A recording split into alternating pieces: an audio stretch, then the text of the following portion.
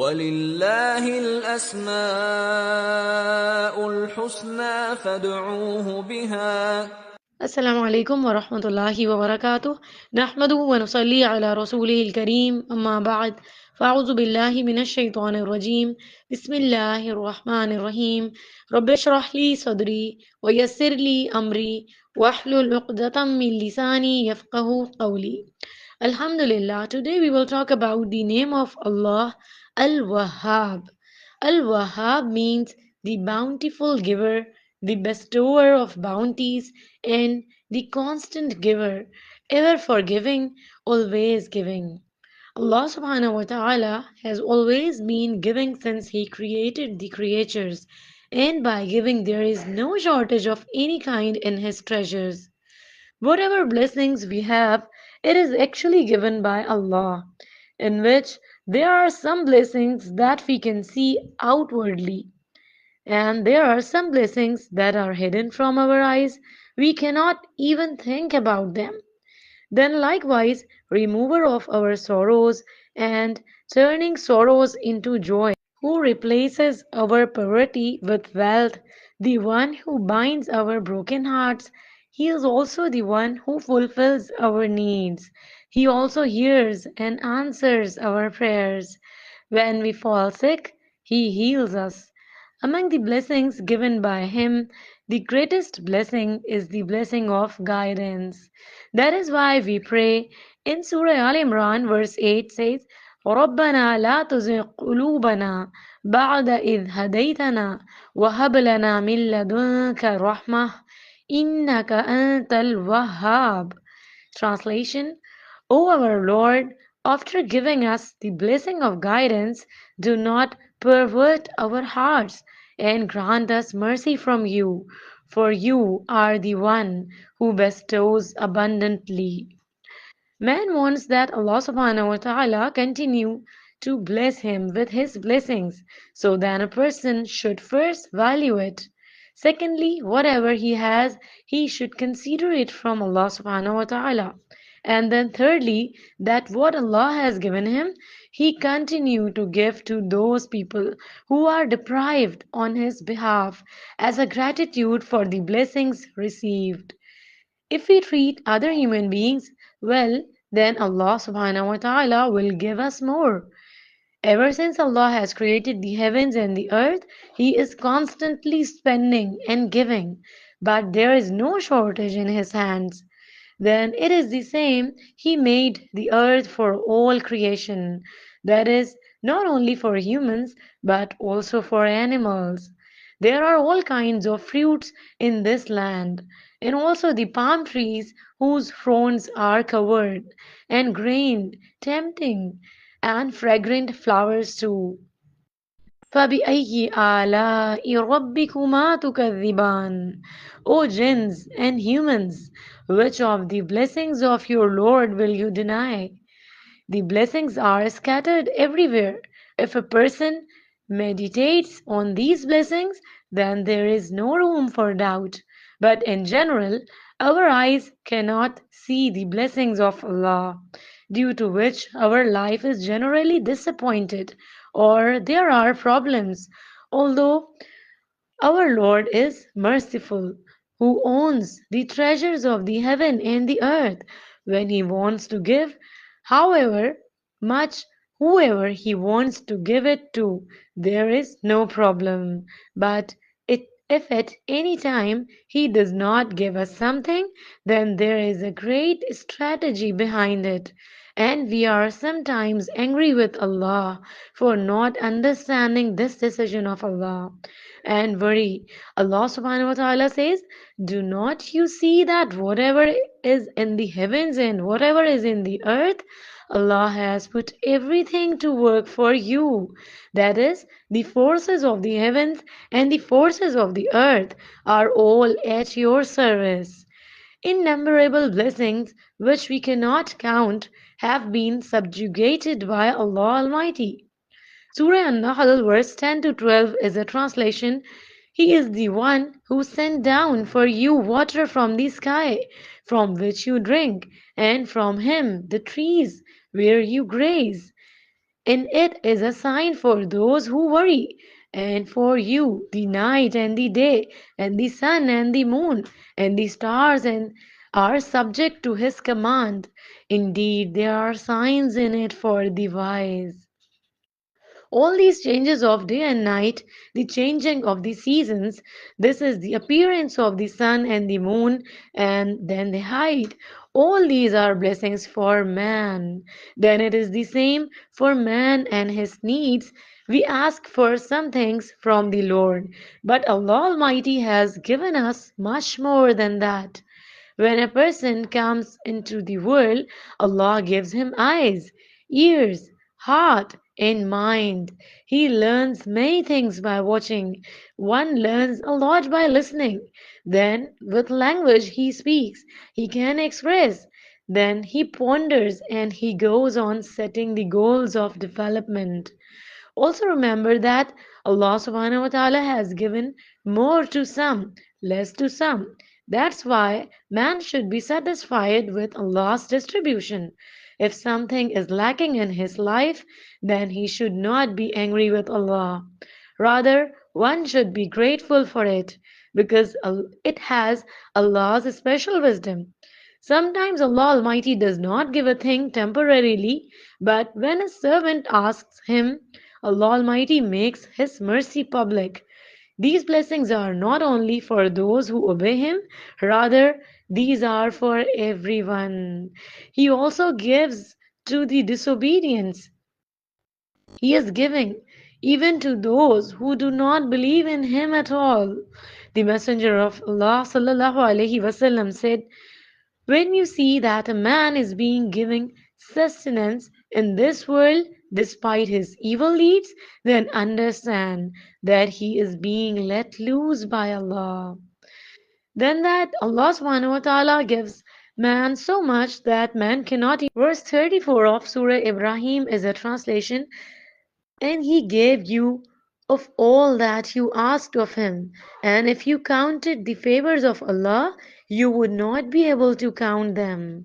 Undoubtedly, man is very cruel, very ungrateful. Then, similarly, children are also from Allah subhanahu wa ta'ala, and the division of children is also from Allah. He grants son to whom He wills, and gives daughters to whom He wills. He mixes the two whom He wills. All prophets consider children as a gift from Allah subhanahu wa ta'ala. They considered this as forgiveness. They consider children as a gift.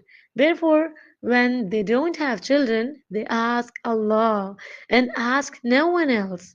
And when they get children, they are thankful to Allah. Zakaria alayhi salam, who did not have children, then he prayed to Allah subhanahu wa ta'ala. In Surah Al-Saffat, verse 100, it says, Rabbi habli minas salihin. May Allah grant me one of the righteous, that is, grant a righteous son.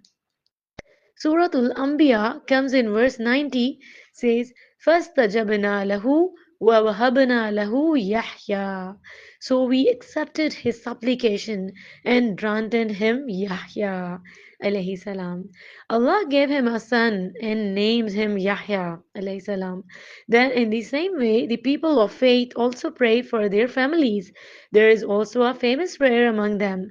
In Surah Al-Furqan, verse 74 says, ربنا هب لنا من أزواجنا وذرياتنا قرة أعين واجعلنا للمتقين إماما.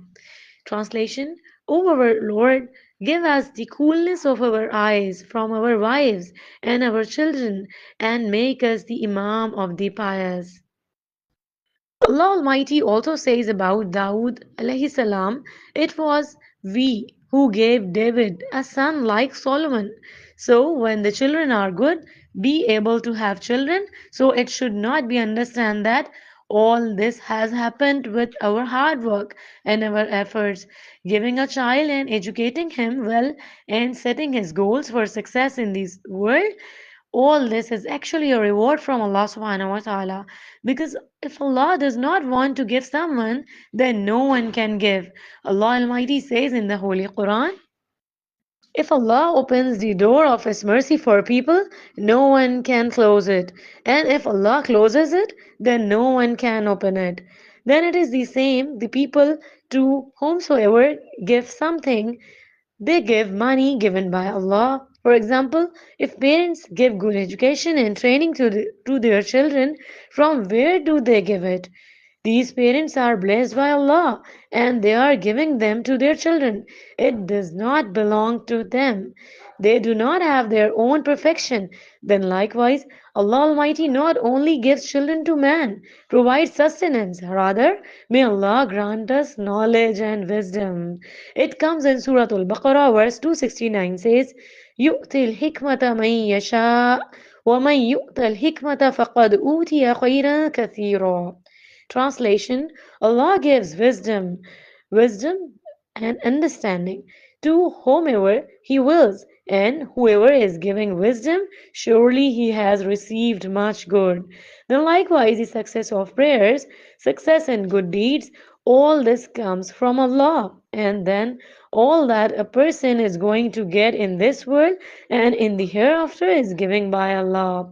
But for this, man should also strive, and at the same time, one should keep on praying because Allah has put man in a test in this world, and part of that test is what Allah Almighty has kept for man. He should also try for it and ask Allah, keeps his demand Allah subhanahu wa ta'ala on the day of tomorrow when He will bless His faithful servants with paradise. So, there, whatever the servants want, whatever they ask for, they will get it just by their desire.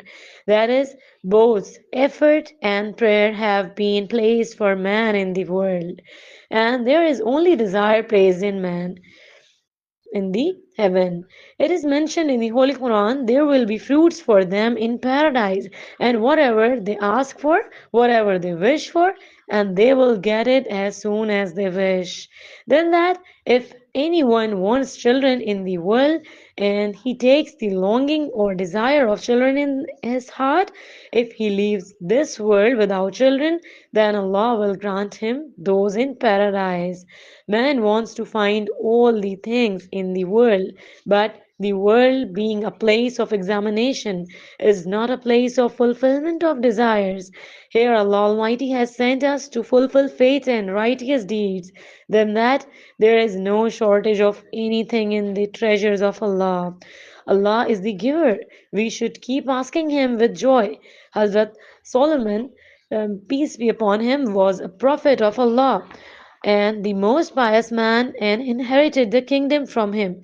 And they again ask for such a kingdom that no one else has. Then that we should ask the favor of Allah subhanahu wa ta'ala.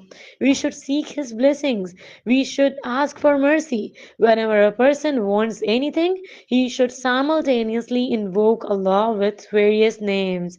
I want to pray with faith that He has the power to give and He will give to me. He should be called Al-Wahhab. Help should be sought from Him.